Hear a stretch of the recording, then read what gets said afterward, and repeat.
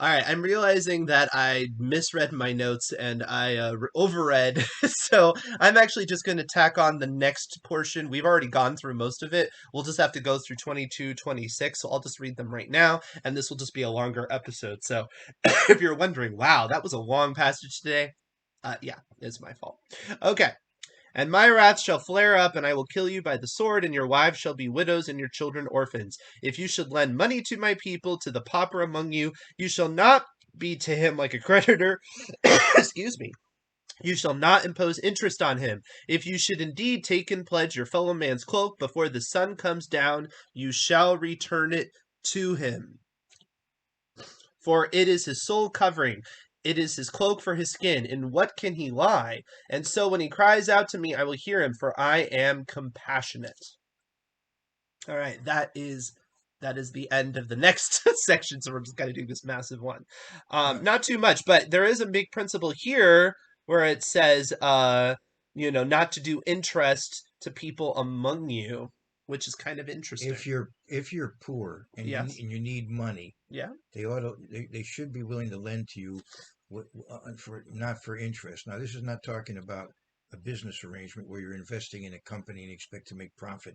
It's, I believe you can look at this as a person needs help, you help them, but it's not a matter that as I said, a business proposition where you're investing and expecting a return on your investment. I believe they're two separate things. Interesting. So you don't think just flat interest is No, something I don't think that people should never do? I don't think interest is prohibited as in general. I think in this kind of situation, you should help people out if they need it. And it's a different I mean, it situation. definitely has that, the way he translated is to the pauper among you. Yeah, right. Specifically. Yeah, right. Okay. If you should indeed take and pledge your fellow man's cloak before the sun comes down, you shall return it to him. Yeah. So this is the principle of borrowing something with the promise that you're going to return it, and then being negligent about giving it back.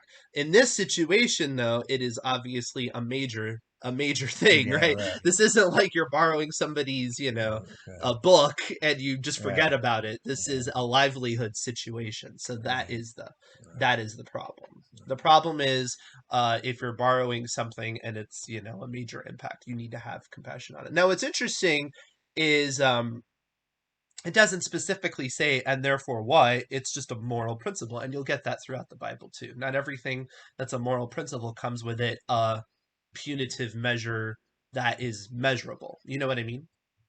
I said something very matter of factly, but it evidently it was a big issue in the Middle Ages.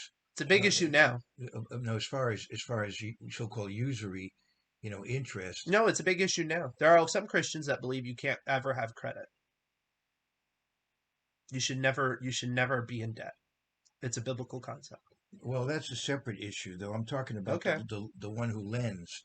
Uh, But yeah, that too, I and, think. and I think there are some people that would say a Christian should never lend with interest ever. well, see that okay, and see that's why in the Middle Ages Jews became money lenders. Yep. Uh, Which is you one of know, the reasons why they became financially successful but and thought of as poorly because sometimes they did right, earn it. Merchant of Venice. Yeah, yeah, yeah. But anyway, no, but It goes both ways, of and then course. in the Muslim world also it's a big issue. I don't know Hmm. how they handle banking, but they have some complex way, I guess, of handling banking because of Muslim rules regarding interest. Right. But I'm saying if you look at the context, Hmm. it doesn't have to be taken the way it was. Evidently, some people still take it. Yeah. You know, According to Robert Alter, ancient Near Eastern societies with large urban populations have left records of sums regularly lent on interest at extraordinary rates. So the idea, yeah, so this is something that's been going on from the beginning of history. right, And it makes sense, if somebody has power, right, financial power, that they might right, take advantage of right, those with less, right, right, for sure. right, right, And in most countries do have some regulations about lending practices, at least of some sort.